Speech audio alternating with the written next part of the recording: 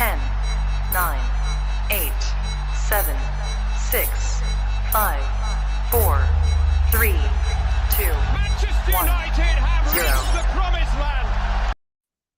Good morning, everybody. How are we all doing? It's Thursday, the 14th of April. I'm Sam. This is United People's TV. And we're speaking about Erik Ten Hag. We're speaking about transfers. The eagle-eyed viewers here might notice that hopefully the quality might have gone up a little bit. We got the new camera installed yesterday. Hopefully it works okay. New camera, the new lighting. As I keep saying to you, everything you do bring into the channel, I'm putting back into the channel. So thank you so much for support. And hopefully we can keep taking this onwards and upwards. But we're here today to talk about Erik Ten Hag. We're here, obviously. We're here to talk about transfers, right? We've spoken in depth about Erik Ten Hag and everything that's been going on the entire time. We've covered it all here on United People's TV. And so many of you have joined in for all of those streams. We haven't really spoken about transfers. I made it clear that I didn't think it would be a good idea for us to be speaking about transfers until, you know, Ten Hag's in.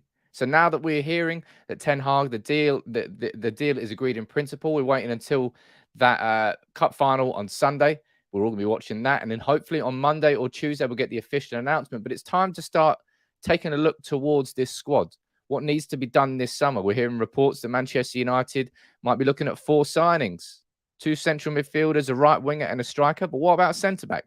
We'll have all that conversation today in the comments, as we always do. But look, how are we all doing? Nice to see you all down here. Joda, you're there. Have we got Claus joins a new member? I just saw a comment there from Claus. Where is that?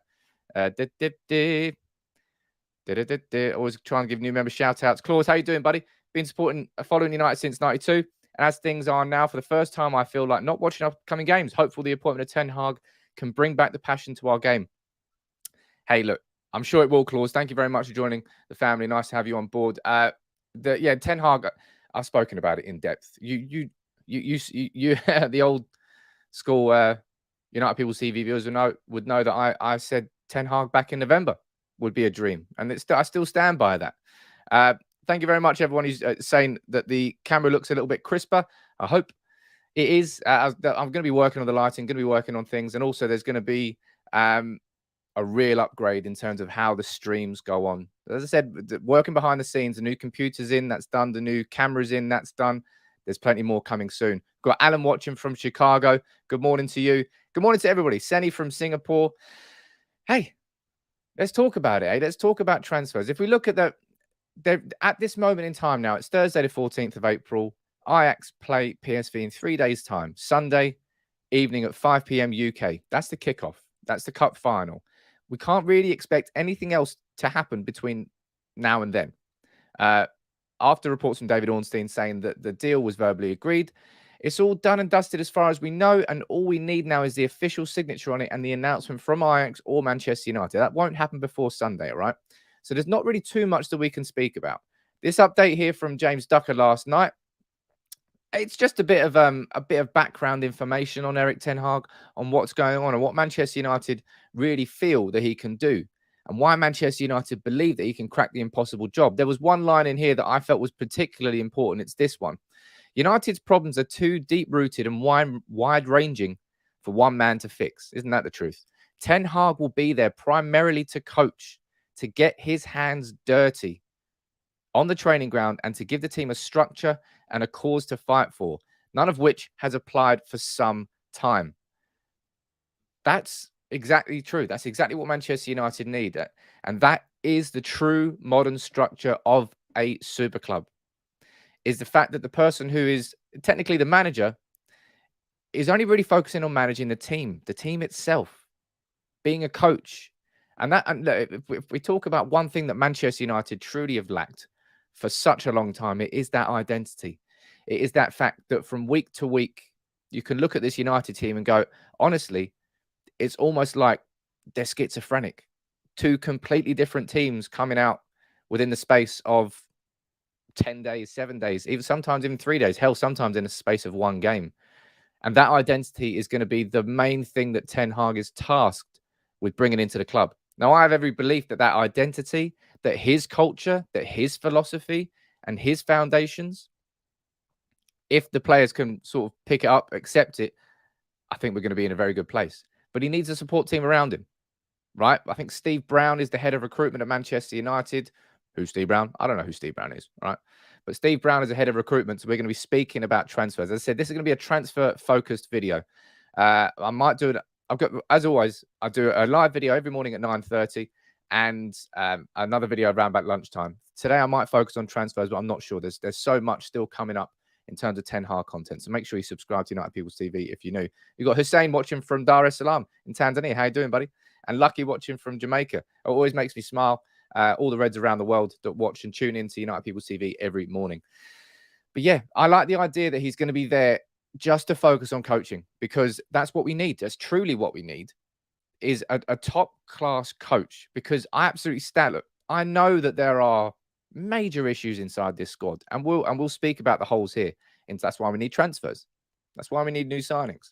But at the same time, we should be able to get more out of this squad. A good top-level coach gets more out of this squad. We've got a comment here. Where is it?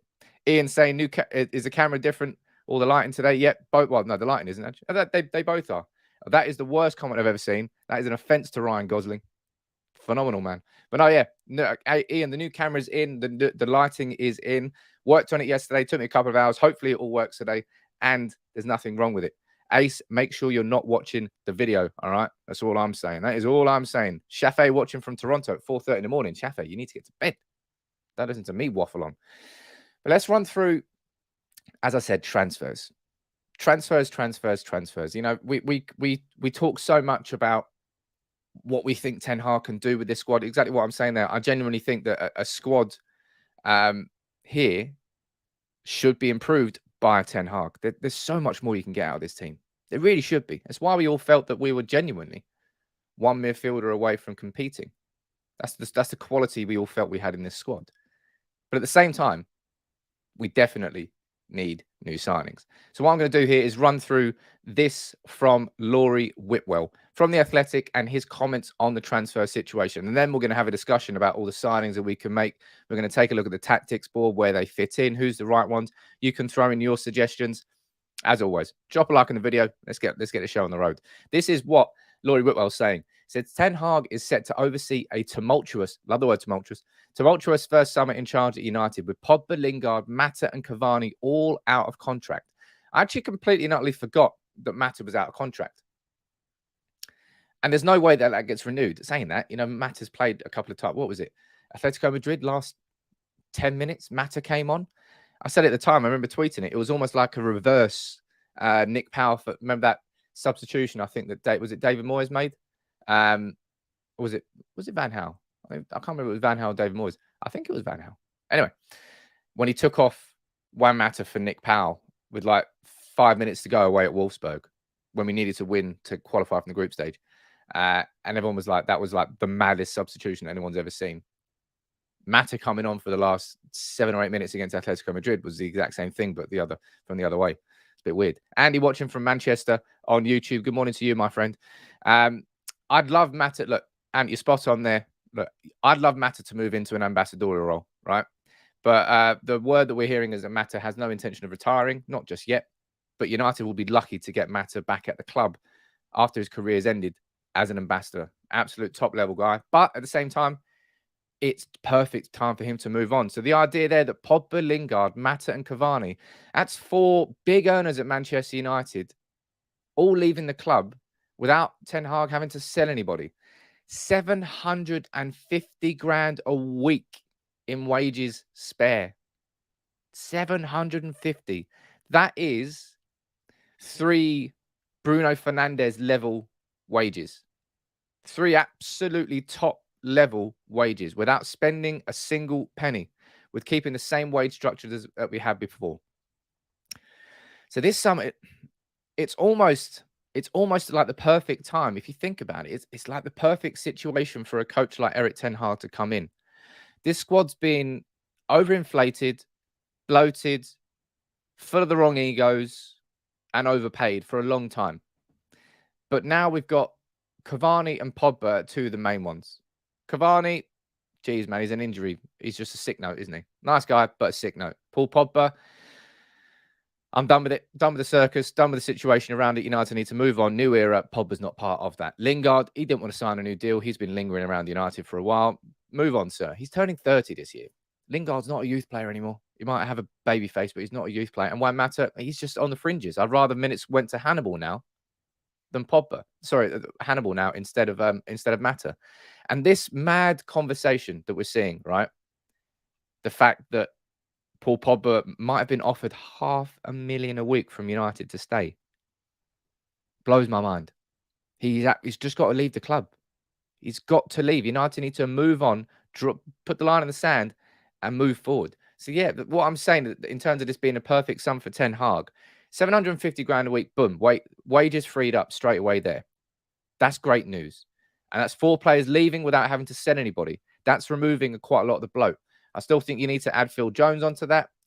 In an ideal world, you've replaced Nemanja Matic. I just can't see that happening this summer. Not that we won't sign central midfield. I think we will sign central midfielders, but I think Matic will be here for one more season. And I think he'll then get moved on. I just don't think this is the summer that we're going to be moving him on. Neil, I completely agree with you down here. Matic has to go. I do agree that Matic has to go, but I just don't think that will happen this summer.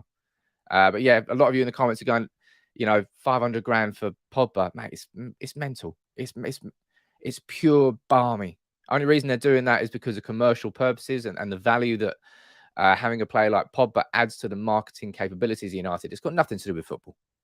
Pogba being offered that contract has nothing to do with football. Alan, look, I do think you're right here. I do think that you could get the best out of Paul Pogba, but I can't be fucking arsed. I'm done with that conversation. I'm done with saying, put Pogba in this position, put Pogba in that position. Who do you play him alongside? But this ain't. Fuck that. Let someone else deal with that. Let's just get a new midfielder in and let's start fresh.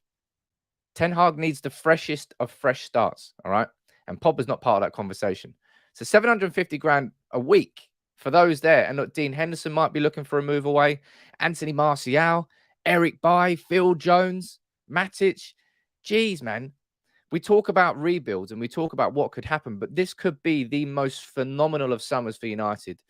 And I don't think it's unreasonable to genuinely expect that 6 players could be leaving. I don't think it's unreasonable at all. Jibak, what are you saying here, sir? Hopefully we'll sell one of De Gea and Henderson as a compulsion. De Gea's on 375, Henderson on 120. One of them will go at least. Well, Dean Henderson there expected to look for a move. I don't blame Dean Henderson. Dean Henderson is a little bit unlucky in the fact that he was going to be our first team goalkeeper at the start of the season. Then he got COVID. And then we know what happened after that. De Gea came back through. I'll stand by it, and I know so many of you disagree with me in the comments, but I stand by the fact that De Gea will not be Manchester United's goalkeeper in 2 years' time if Ten Hag gets his own way. It's not that De Gea is a bad goalkeeper. De Gea is a great goalkeeper, but he does not suit that style of play that Ten Hag will want. He'll want to be able to build out from the back. Defensive transitions, that's been a huge problem for United.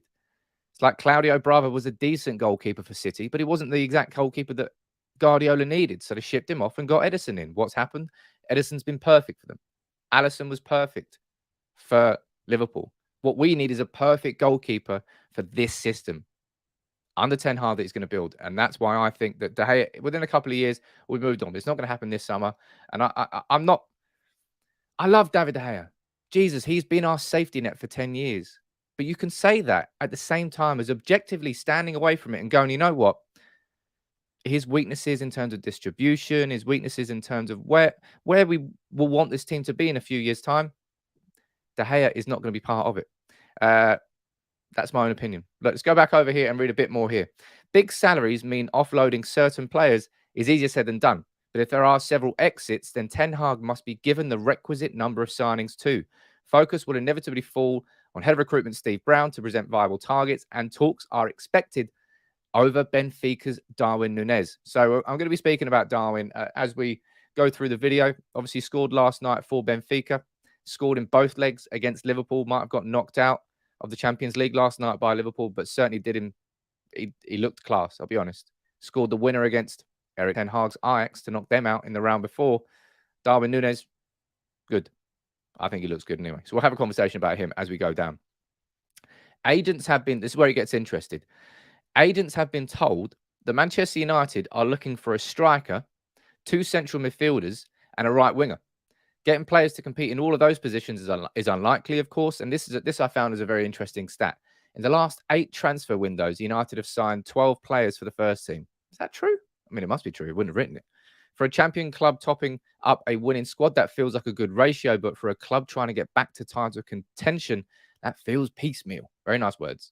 But yeah, that's not that many. But yeah, so agents are being told there that Manchester United are looking for a striker, 2 central midfielders, and a right winger. Now, I've gone on record to say if it was my choice and I was Steve Brown, I was the head of recruitment at United, I would say that first and foremost, you're getting 2 central midfielders. The absolute... No, I wouldn't do that. I would do number 1, a powerful central midfielder. Number 2, a proper number 9. Number 3, another central midfielder to boost the squad options. And then number 4, I would probably go for a centre back. I probably wouldn't go for a right winger. And I know that we can have a conversation about Jurriën Timber. We will. We'll have a conversation about Anthony. We will. 2 players at Ajax who have been linked, of course, with United because of Erik Ten Hag. But that central midfielder is absolutely necessary. Gungshi down there saying, pretty sure we need a centre back as well. And we do need a centre back because we will be playing a different style of football. I would say if we're going to be talking about Man United's identity over the last few years or so, when we've played really, really well, largely we played as a counter-attacking team. Largely we played in a deeper formation and we've been able to hit hard and fast on the transitions, kind of ignoring the midfield, playing it very quick from the back to the front. That's when United, I would say, in my opinion, that's when United have actually played their best football. So counter-attacking style. It's not really sustainable for a championship winning team. It's not. But I would say that's how we played. But that will change under Erik Ten Hag. Ten Hag will come in and he will play with a much higher line. Play more on the front foot. Play with the possession. Play through the transitions. Ball playing from the back to the front. So therefore, the centre-backs that we have now, I mean, they're not good enough anyway, first of all. But they then don't suit that style. Harry Maguire is an all right, I would say, is an okay centre-back in a counter-attacking team. A team that sits deep, wins the ball, and plays through the transitions fast. Harry Maguire will not suit a team that sits more towards the edge of the halfway line. There's going to be like 30 yards behind him, and it is painful watching him run. It's just a weakness to his game. He doesn't have any pace. We know that. So Harry Maguire won't suit that. Rafael Varane will suit that. He's played that at Real Madrid for a long time. He knows how to do that. Eric Bailly, he's got the pace, but Eric Bailly just looks pissed off. I think he'll leave the club. Phil Jones, he should leave the club. Who else does that leave? Victor Lindelof, he doesn't really have the pace to go in behind. So what you're looking at there is probably Rafael Varane is the only centre-back we can say with any real confidence could play in that system that's likely to be here and happy next year. I don't think Bailly will be happy at United next season. I don't think so anyway. I think he'll probably push for a move away. I don't know whether he'll get it or not. Jason, you're saying that Victor would suit that formation. He's a little bit better off. He's a little bit better than Maguire, but again, it's just not his natural style because he doesn't have that pace. But look, let's run through. Let's run through. Right. Let's speak about some potential signings, and let's speak about this first. This made me laugh a little bit actually at the ridiculous idea of it. Agents have been told by Manchester United that failing to qualify for the Champions League could slash the club's budget to as low as £20 million this summer. 20 million. It's like a half a player. I don't believe that for 1 second. Not because I don't want it to be true. I mean, I don't want it to be true. But typically, I think I might do an updated video on Manchester United's transfer strategies, comparing them when we do finish in the Champions League to comparing when we don't finish in the Champions League, because the pattern's obvious and it happens every time. When we finish outside the top 4, our spend goes up. Now, last season did break the cycle. It's happened twice, I believe, once under Mourinho and now once under Solskjaer, where we've actually spent more after a season when we finished inside the top 4. But typically, Manchester United, we spend big when we don't finish in the top 4. Add on to the fact that we've got Erik Ten Hag in. Add on to the fact that we're getting rid of probably 750 grand a week off the wages. It's going to be a bumper summer. So Steve Brown, or hopefully Paul Mitchell, Come on, Paul Mitchell. We'll have a very, very, very, very busy summer. Zibak, we'll see how Ten Hag handles David De Gea. Great shot stopper. Maguire, great shot stopper, poor distribution. Maguire, great ball progressor, otherwise shit. And Ronaldo, more circus than he's worth it. There's no doubt that Erik Ten Hag has to come into this squad and get more out of certain players. But if you're looking at Ajax, you're looking at a few players. You can look at Dusan Tadic, a player who left Southampton, who was a kind of an average, bang average. Well, bang average is a bit rude, but he was a completely average player. He's gone over to Ajax and become his goal and assist return over the last 5 years has been insane. You're looking at Daley Blind. When he left Manchester United, I really was pissed off when Daley Blind left. I thought he left way too early, but it was just part of that sort of rejuvenation, if you want to call it that.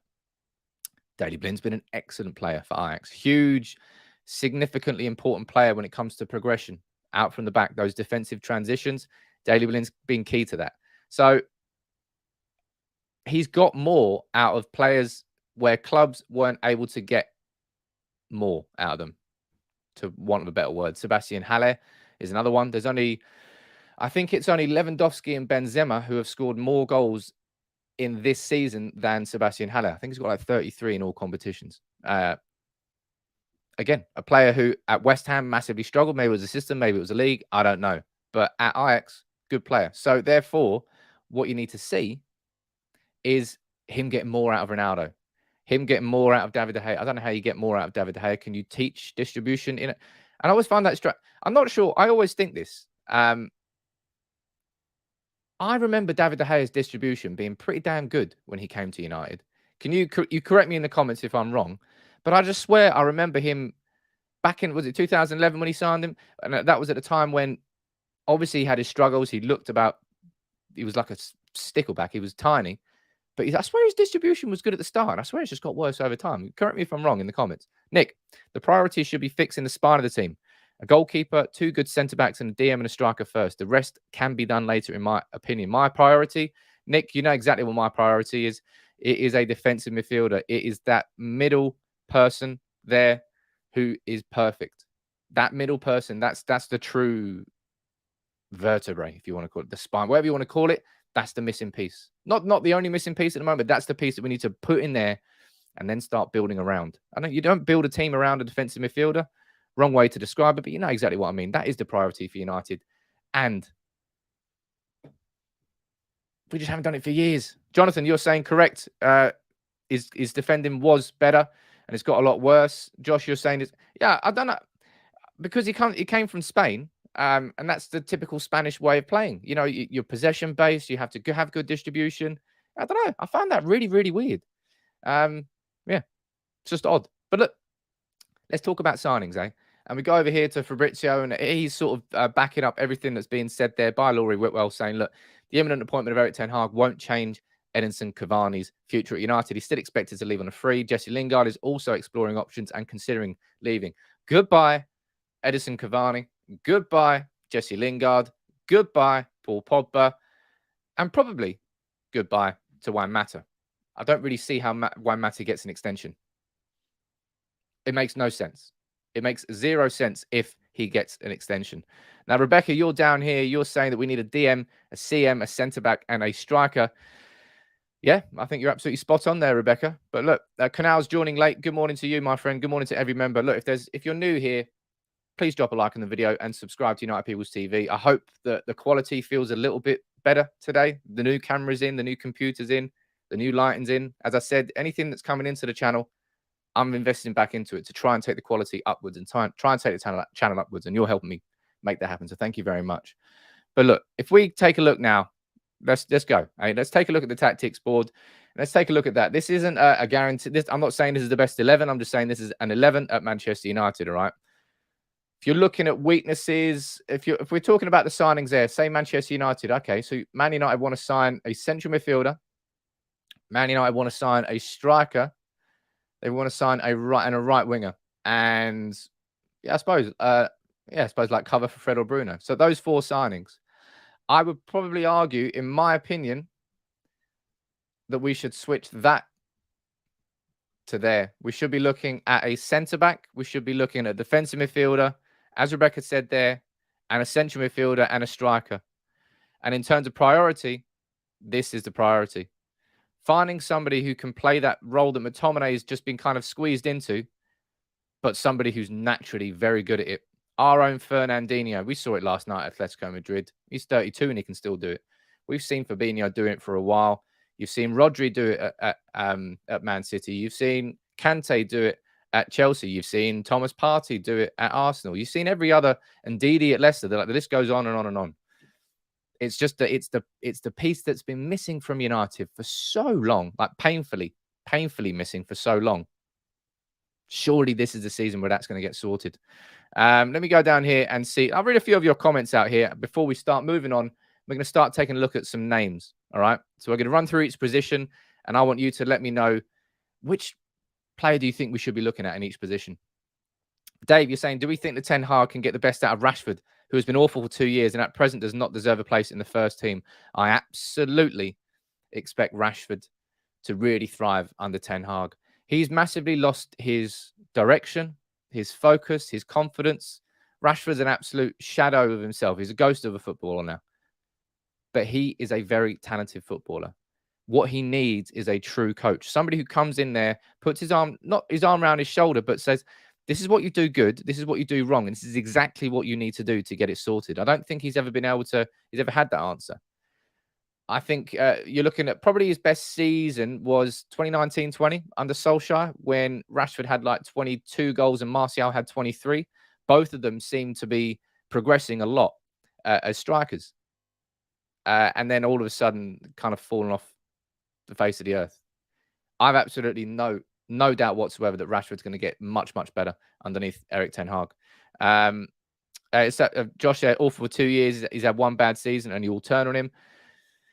It's just the way football goes, man. Even if you're an academy product, even if you're Manchester born and bred, even if you're a role model for the entire UK and like an absolute role model for all other United players in terms of how you use your position for the benefit of others, Rashford's still getting absolutely slated and caned. But it's just the way that football's pretty relentless and is cutthroat. And that's just the way it goes. It doesn't matter who you are, where you come from, you're still going to get the same sort of treatment. Swish, you're saying he improved Haller, so who knows? Let's see what goes on. We need a striker like Darwin Núñez, says Frederick. So look, if we were to look at these positions here, right, let's start with McTominay. That position there, I think there's an obvious candidate. Well, I think it's an obvious candidate, and that's Aurélien Tchouaméni from Monaco. We were linked with him last summer.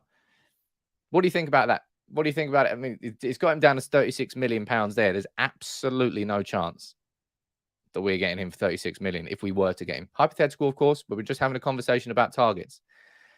If it's not Tchouaméni, who is it going to be? You let me know in the comments below, and I'll try and pull up some names here. There's one here, of course, that's going to get thrown in. Dave. Declan Rice, all right? Declan Rice is, of course, somebody who's going to be linked to Manchester United. But how much do you think? Okay, like I'll ask two questions here. Maybe we'll get a bit confusing here. Let's focus on Tchouaméni at the moment, right? And then I'll move on to Declan Rice. If we were to get Tchouaméni, how much do you think he's going to cost? Because transfer market has gotten down there as 36 million. I think if we managed to get him last summer, we could have probably got him for around about that price. I don't think we'll get him for that price anymore. So how much do you think that we could get Tchouaméni for if we were to go after him? Obviously, the Monaco midfielder would completely just drop in there. It's very, very easy to see how and where he would improve this football team just like that. And immediately when you do that, you look at that team and you go, well, that team's better straight away. That team's definitely better straight away. Mitch, you're saying 70 million, if not more. Peter, you're going for 50. Pap, you're going 45. 60, says Sasha. Rugby, you're going for 50. Takeoff says, I don't think it was 70. 45, 55. I think, Rebecca, I think you're probably spot on there. I think you're probably looking at around about 50 to 60 million for Tchouaméni. But that's around about the price that United are going to have to pay. Right, so I put it in the title of the video. I said that Ten Hag's got that 150 million pound budget, which is not what's being said by other places. But if we take a look at what happened last summer with Sancho, with Varane and Ronaldo, it was probably in a region of, what was that, 120, roughly. I know that we didn't pay that all in one summer, but in terms of the overall spend that summer, technically it was about 120 million. So 150 million is pretty relative to what we spent last summer, let alone the fact that we need more investment this summer. So 150 million is completely and utterly realistic. So if you're looking at 150 million and you're looking at, I would say 50, 60 million is probably a fair amount for Tchouaméni, which is probably why, let me pull this one up here, which is, in my opinion, why I don't really think there's any chance that we get this guy. Let me pull this up. Simply because of price. I think we're going to be outpriced for this player. Oh, that's what happens here. Adverts. Don't you hate it when adverts autoplay? What is that? Go away. Jesus. Adverts. Autoplaying videos should be illegal. Should be absolutely illegal. But yeah, I think we're going to absolutely get outpriced for this player. Even though I feel that Declan Rice would be a good signing for Manchester United. Look, as I said, I've watched Declan Rice far more closely this year than I did last year. I thought last year that it was like kind of exaggerated in his price, way overinflated. The English tax, the Premier League tax, the Man United tax. But I've looked at Declan Rice this year and I can see where the hype is. I do still think he's going to be overpriced, but you're definitely looking at 100 million plus, right? 100 million plus.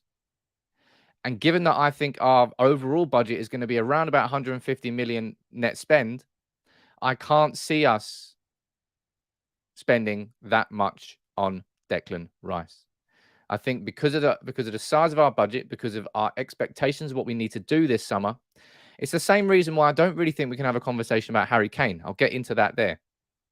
But you let me know in the comments, how much do you think, genuinely, if Declan Rice does leave West Ham this summer, how much do you think he goes for? Because it's definitely not 67.5 million. That I will confirm. David Moyes has already used the word 150 million. It's a lot of words. The price tag, 150 million for Rice. No one's paying 150 million. Surely.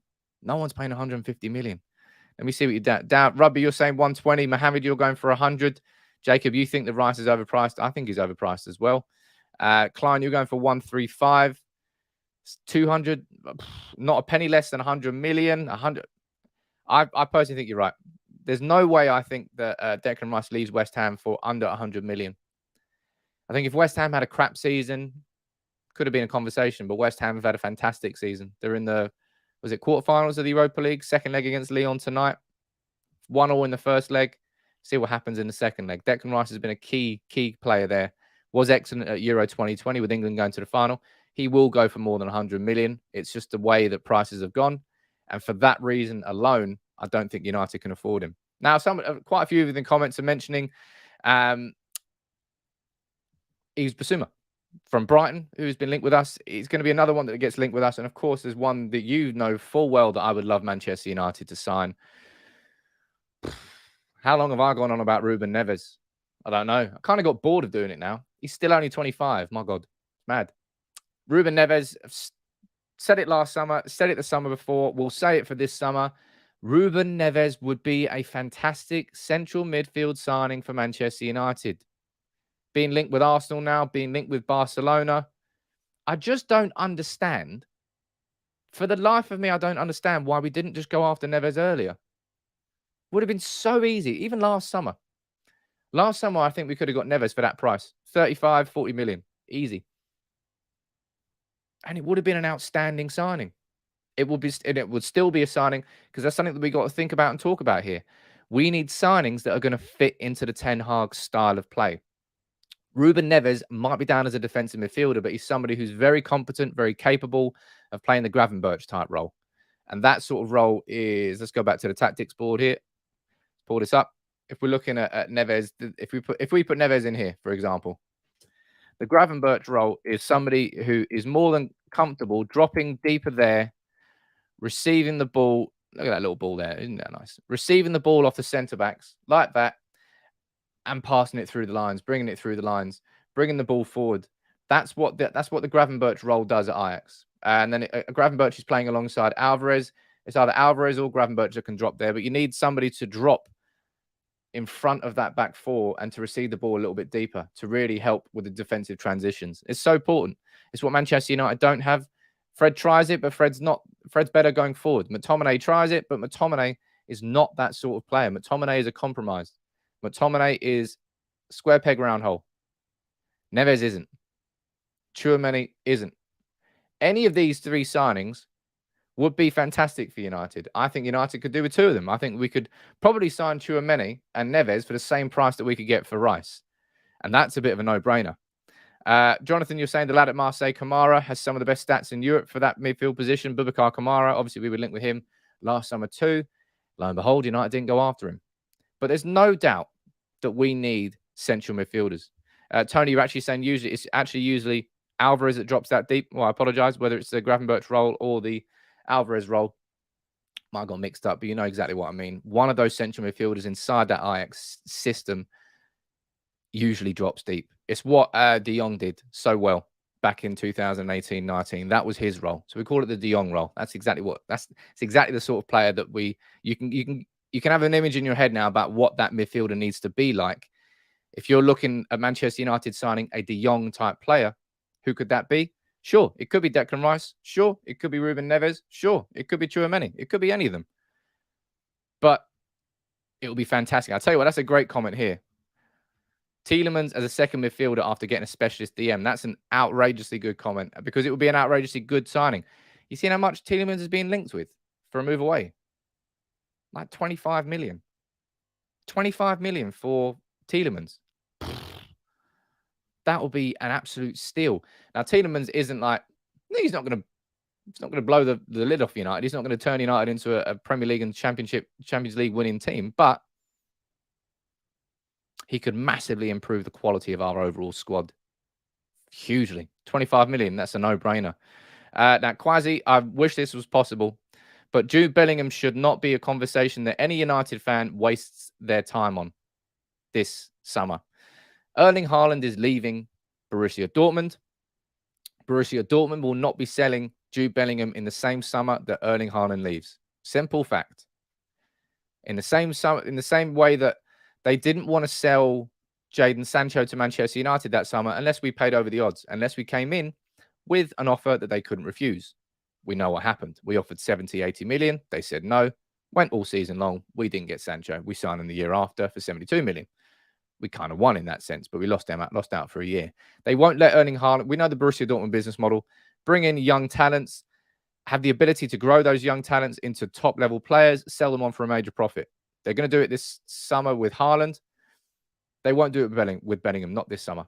Bellingham next summer is going to be the conversation. So maybe if we're talking about Declan Rice now, that rules out Jude Bellingham next year. And Jude Bellingham, Pogba out and Jude Bellingham in would be the biggest dream ever. The ideal dream. And look, fair play to United. We did try our hardest to sign Jude Bellingham. Fergie came in.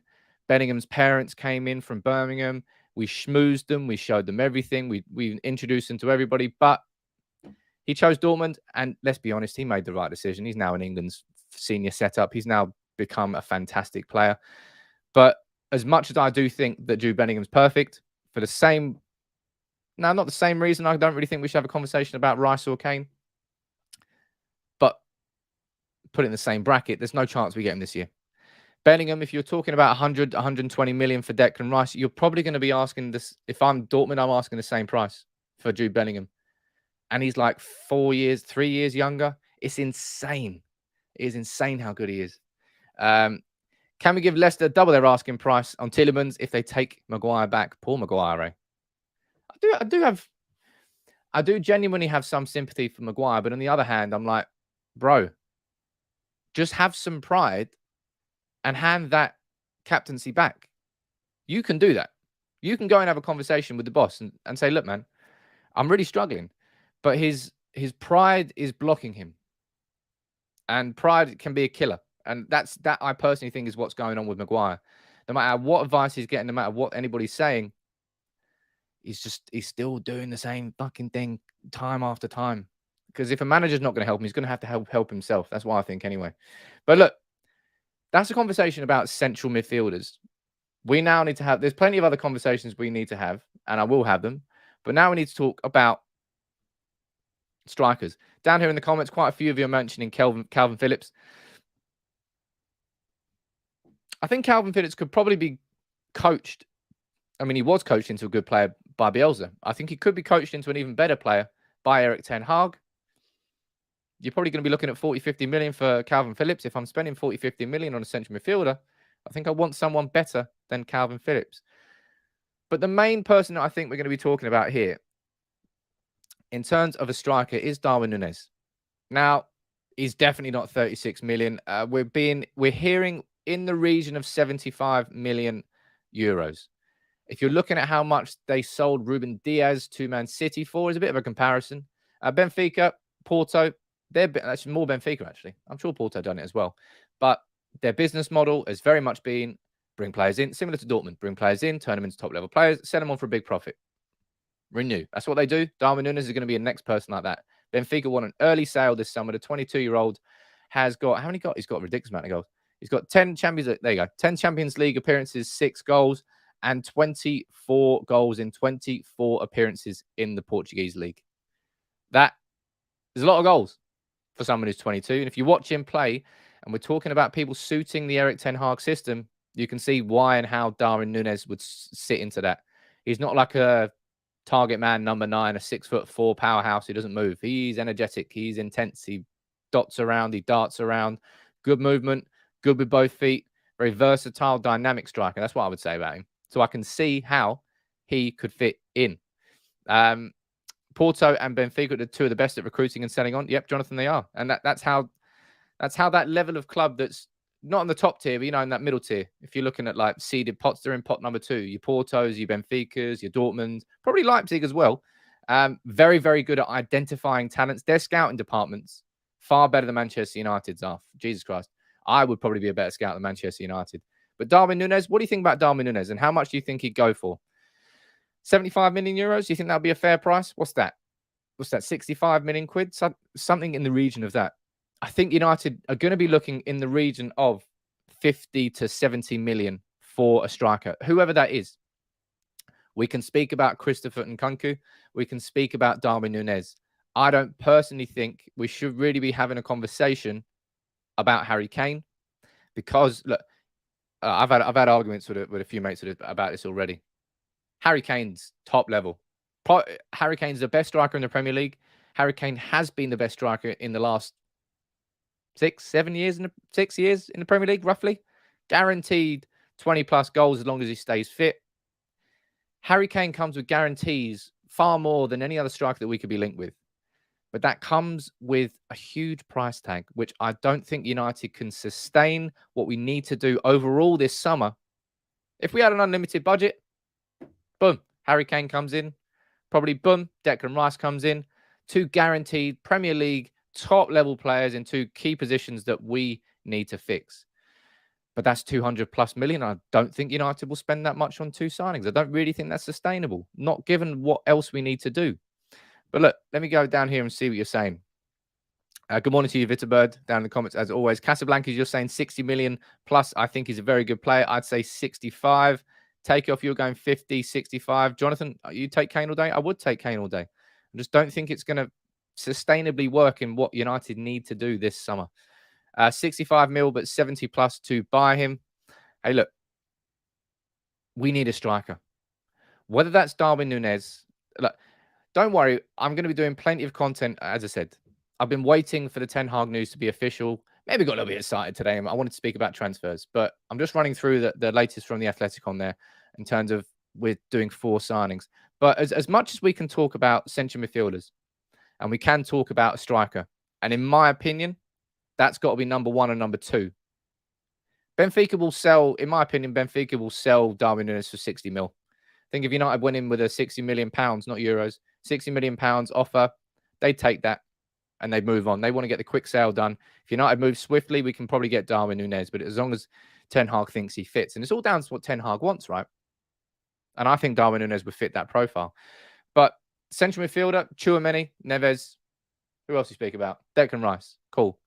Strikers, we spoke about Darwin Núñez, we spoke about Christopher Nkunku, quietly, and Harry Kane. Erling Haaland, no point, he's going to go to City or to Bayern Munich if Lewandowski leaves for Barcelona, which will be a bit of a surprise.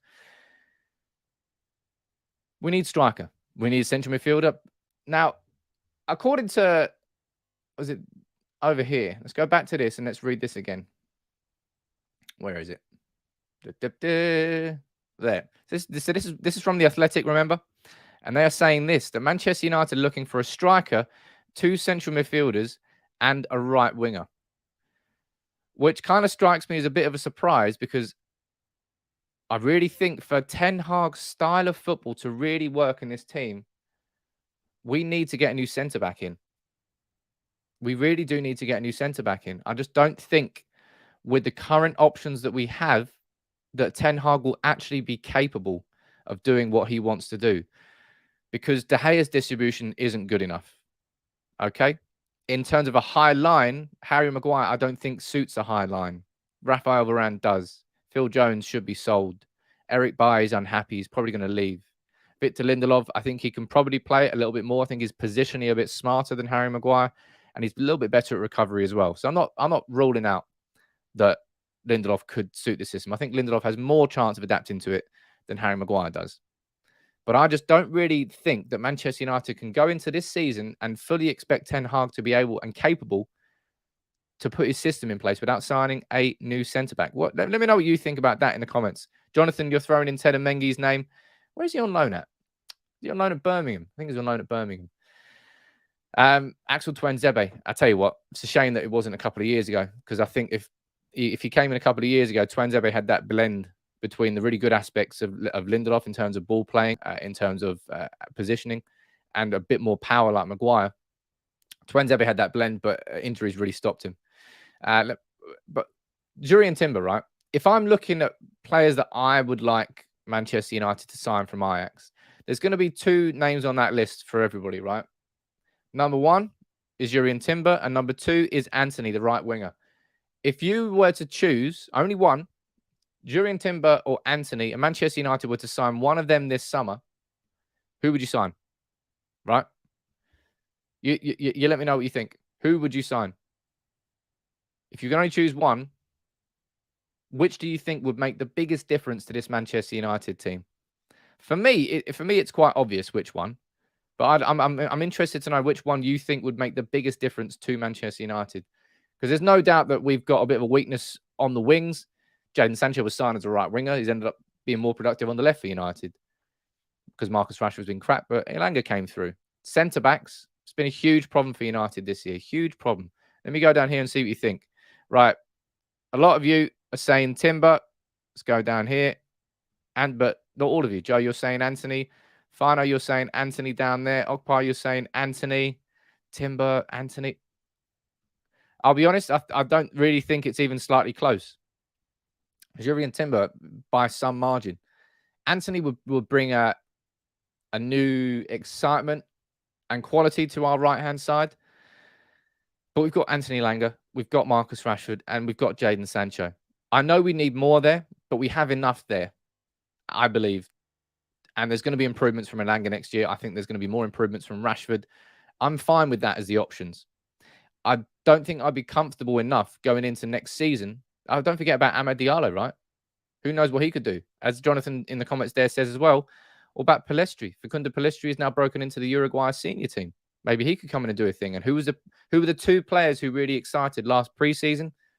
Anthony Elanga and Facundo Pellistri. Pellistri obviously went on loan to Real. Was it Real Sociedad? I think he went to Spain. He's obviously improved.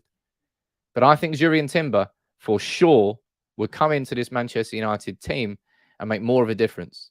And this is what I said about Radnick as well.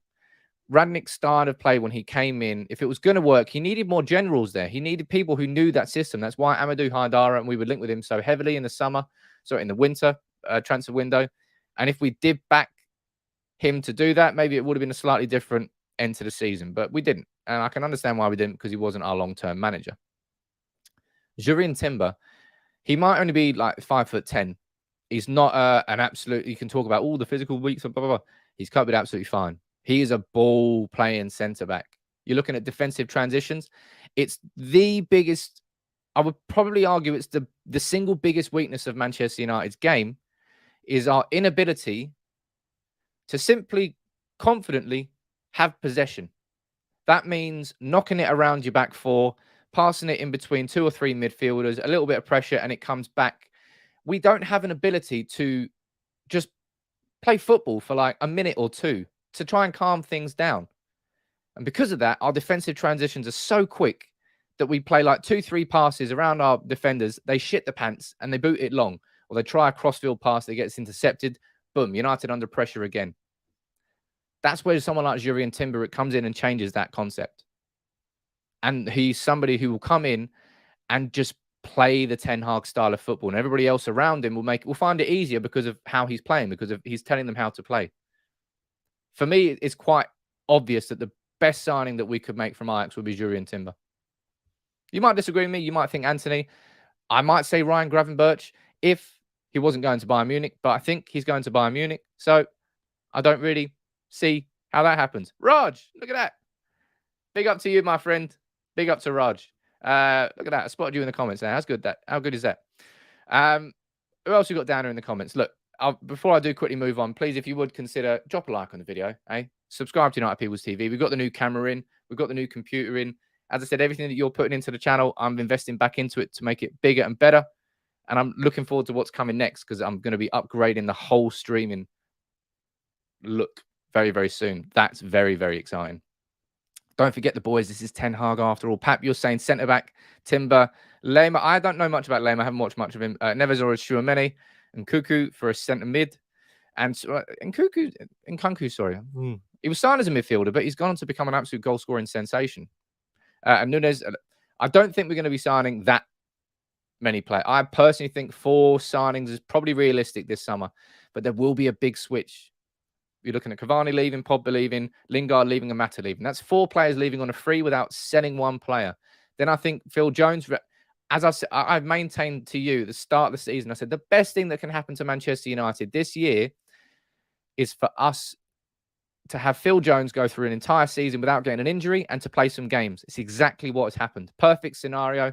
We will be able to sell Phil Jones now, finally, and we can just close that chapter.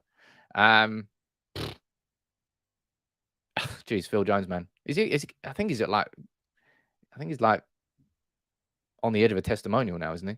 Which is mad. Absolutely mad. I think he might even be capable of it. But look, if we're looking at a right winger as well, I'll be interested to know this, right?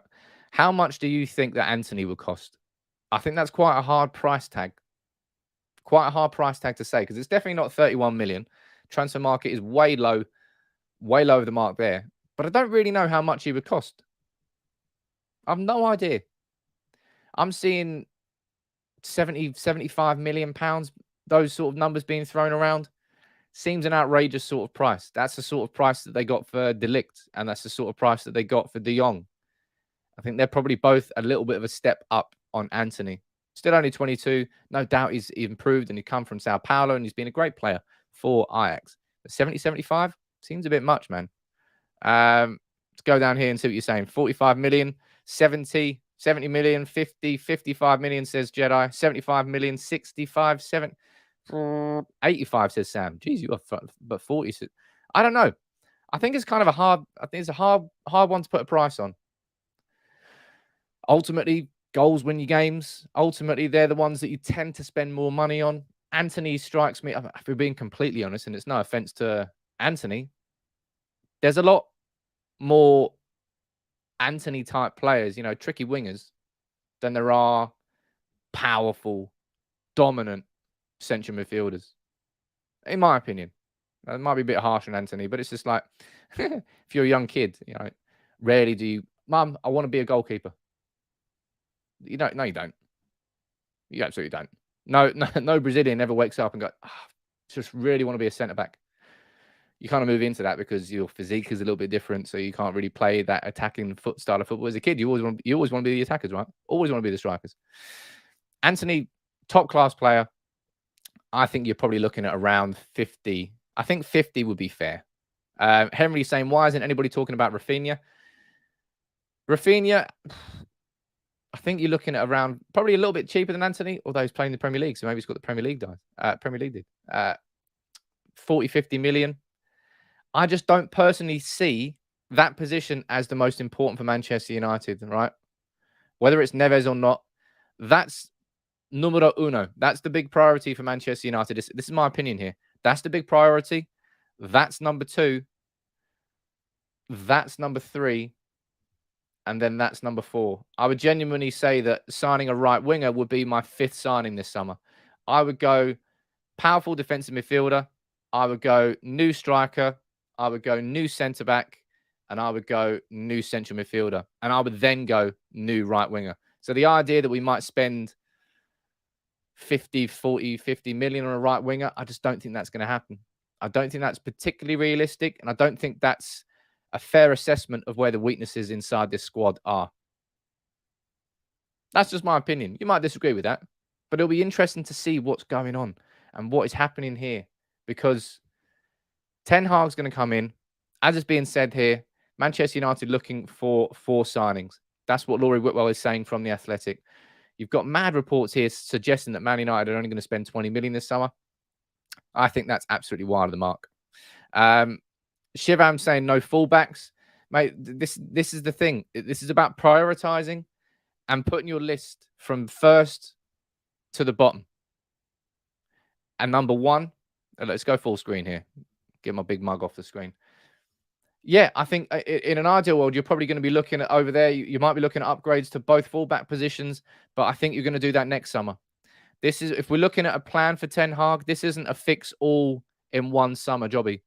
This is a fix over the period of 2 to 3 summer transfer windows, just like Pep Guardiola did at City, just like Liverpool did. They didn't sign Alisson, Salah, Mane, Van Dijk, Robertson. They didn't sign all that in 1 year. Man City didn't sign Edison. Geez, who they signed? Gabriel Jesus, Ruben Diaz, Rodri. They didn't sign it all over one summer. This has to be the beginning of probably a 2 to 3 year transfer recruitment strategy with the intention of, in 2 to 3 years, having a team that we can look at and go, I like that. That team's ready. That's not going to happen this summer.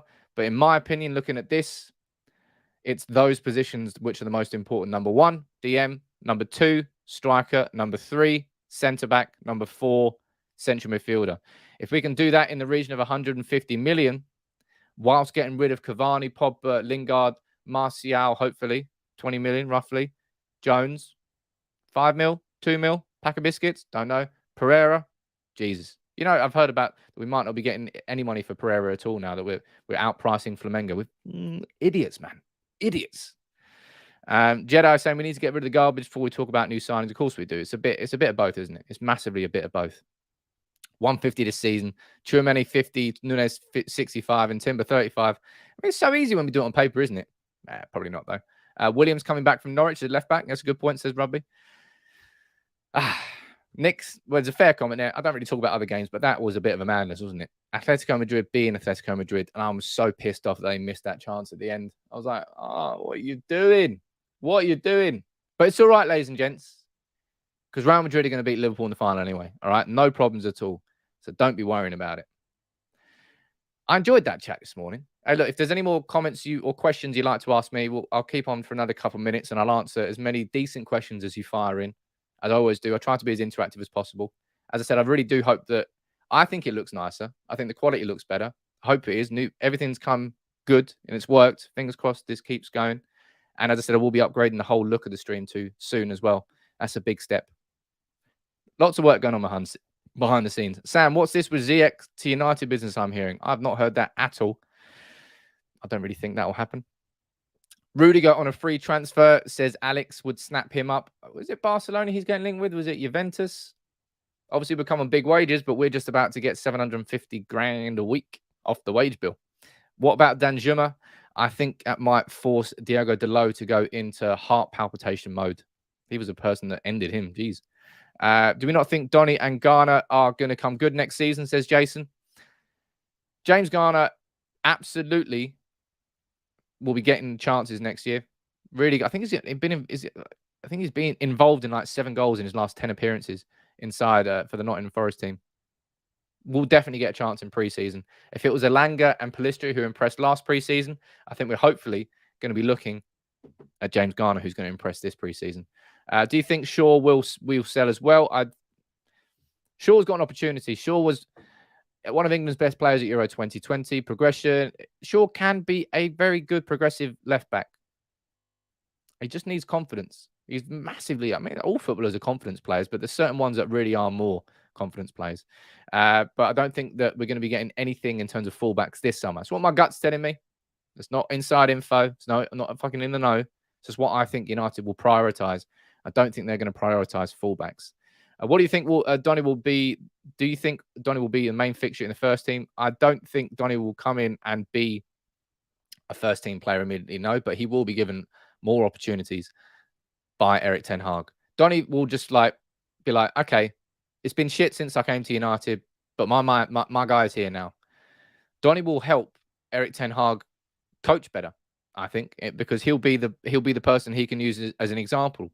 He can be the person that says, like, I've got experience of it on the pitch, and he'll be able to help the other players understand everything that's going on more. He needs more players like that. That's why Timber, I think, would be a good signing too. That's why it's so important that we get Mitchell van der Gagen as his assistant manager. And I swear to God, if in the next couple of weeks I'm on this channel doing a live reaction after we've got Paul Mitchell in as our new deputy sporting director, I might just shit my pants. I think I'm just going to get drunk. Even if it's 9:30 in the morning, I'm going to get drunk because that would be incredible. Don't think it will happen though. Do you think Christian Eriksen could be an interesting option? Very interesting question there from Claus.